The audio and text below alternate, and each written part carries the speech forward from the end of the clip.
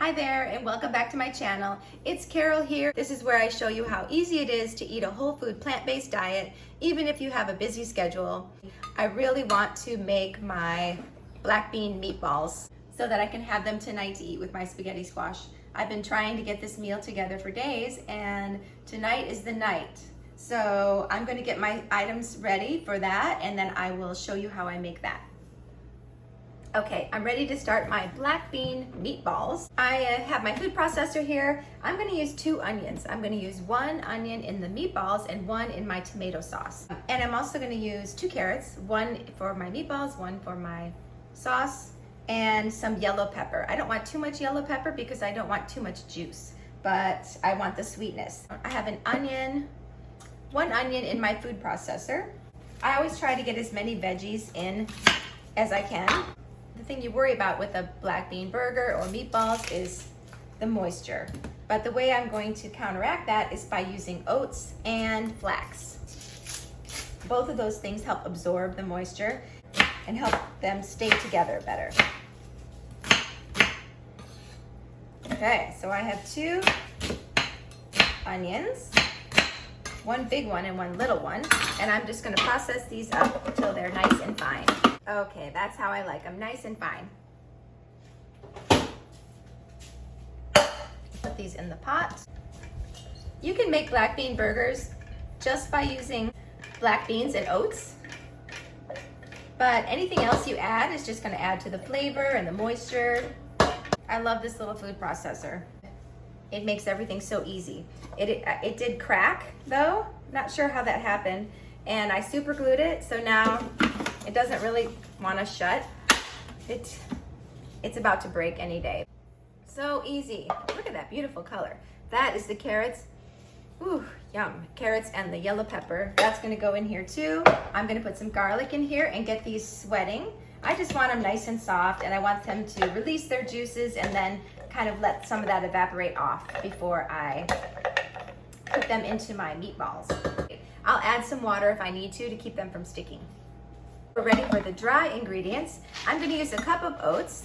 These are old-fashioned oats, but you can use any kind of oats. I'm going to grind these into a flour. I have some sun-dried tomatoes. These are just dry tomatoes. They sell these at Trader Joe's, but I got these at Walmart, and they're just like raisins. There's no oil. They're just, the only ingredient is tomatoes. I'm going to put those in there. That's like about 3 tablespoons. Little flavor boost. I have 2 tablespoons of ground flax seed. I ground these up in my Vitamix. I just buy them whole and keep them in the freezer and grind them up as I need them. This is a great source of fiber and protein and omega-3s. I'm gonna grind these up until they come together. Okay.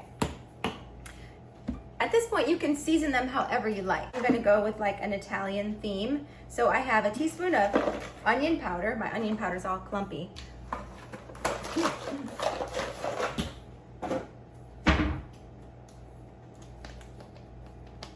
A little bit of smoked paprika, like a half a teaspoon. A teaspoon of parsley. I'm just making this up as I go. Let's do a tablespoon of Italian herbs. Smells good. A teaspoon of garlic powder. And a tablespoon of basil. Oh, smells amazing. I'm gonna do a half a teaspoon of garlic salt too. I made these on the stovetop yesterday. I soaked them for about 12 hours, but you don't need to soak them that long. I just let them go. And then I cooked them on the stove with a few bay leaves for an hour, and they're nice and tender. They have a little bit of juice in the bottom, so I'm just kind of taking them off the top. So that was 2 cups of black beans. These hold together really well. Okay. Those sun-dried tomatoes, so good. I'm adding another half teaspoon of garlic salt and another teaspoon of Italian seasoning. Okay.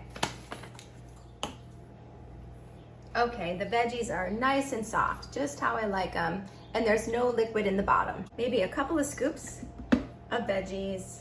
I'm gonna try to use as many as I can. I'm really happy with that. That looks nice and moist and stays together really well. You really should refrigerate this for an hour so that that flax and the oats can soak up any moisture that's left in there, but I don't have time for that, so I'm just gonna make sure it's thoroughly mixed. Okay, I'm ready to make my balls. I might make some balls and some burgers. Not sure yet. But each one is gonna be about 2 tablespoons. So excited. I love spaghetti squash, but it's very expensive here in Hawaii.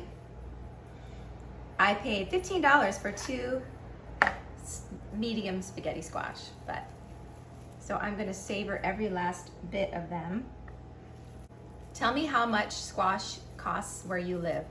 I went to the mainland a few years ago in the fall, and we went to a cider mill.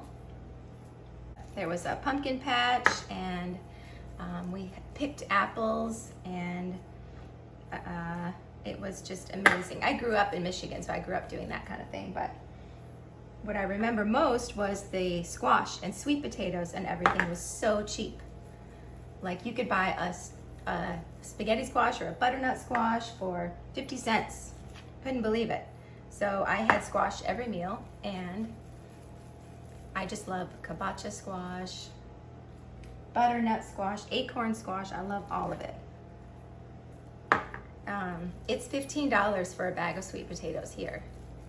So I haven't been buying them lately, hoping that they'll go on sale like around Thanksgiving or something, but I have the oven preheating to 375, and they won't take long to cook. I just want them to get like a crispy crust on the outside.